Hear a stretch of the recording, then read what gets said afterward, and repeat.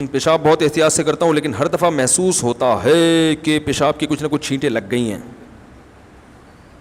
اور بھائی جان نہیں کیا کریں ایسے محسوس, صحیح ہے نا. پیشاب کریں, احتیاط کریں, چھینٹیں نہ لگیں, پانی ڈالیں اور پتلی گلی سے نکل لیں. ہاں پیشاب فوراً نہ اٹھیں کیونکہ قطرات نکل رہے ہوتے ہیں, تو تھوڑا سا اطمینان ہو جائے, قطرہ نکلنا بند ہو گیا ہوگا تو بس چلے جائیں.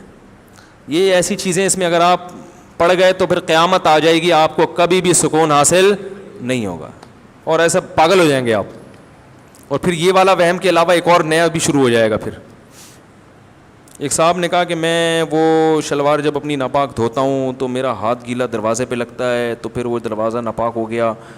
پھر جس لوگ بھی اس دروازے پکڑ رہے ہیں ان کے سب کے ہاتھ ناپاک ہو گئے. پھر وہ انہی ہاتھوں سے کپ پکڑتے ہیں تو کپ ناپاک ہو گیا. اور پھر جب کپ ناپاک ہو گیا تو پھر پلیٹیں اور چمچے بھی ناپاک ہو گئے. پھر بیگم انہی ہاتھوں سے پلیٹ دھوتی ہے تو وہ جب دھوتی ہے تو وہ اس میں لگ کے وہ ناپاک ہو گئے.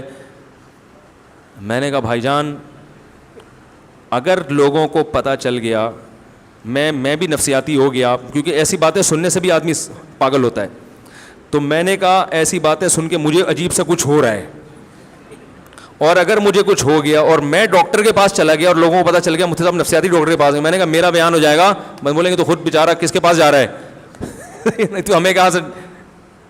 تو میں نے کہا میں اپنے آپ کو اس بیماری سے بچانا چاہتا ہوں, اور میں نے کہا میرے پاس اس کا علاج ہے 2 تھپڑ. جاؤ اللہ کے بندے اپنی شلوار دھو اور پتلی گلی سے نکلو, بس چھوڑو یہ یوں کر کے دیکھ رہا ہے, بس تھوڑا احتیاط سے دھو لو, بس اتنی کافی ہے. زیادہ گہرائی میں نہیں جاؤ ان چیزوں میں, شریعت نے منع کی ہے.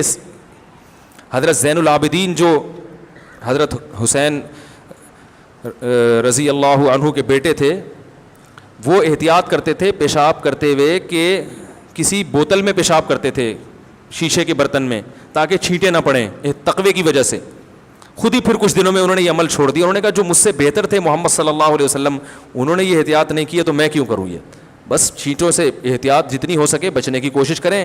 سخت جگہ پہ ایسا نہ کریں پیشاب بالکل جو ایک دم سے چھینٹیں ہیں. تو فقہاء نے لکھا ہے کہ تھوڑی بہت اگر بالفرض باریک سی چھینٹیں پڑ جائیں گی تو وہ کیا ہیں, معاف ہیں. وہ جو میں نے ابھی اتنی ڈیٹیل سے اس کے دلائل سے بات کی ہے.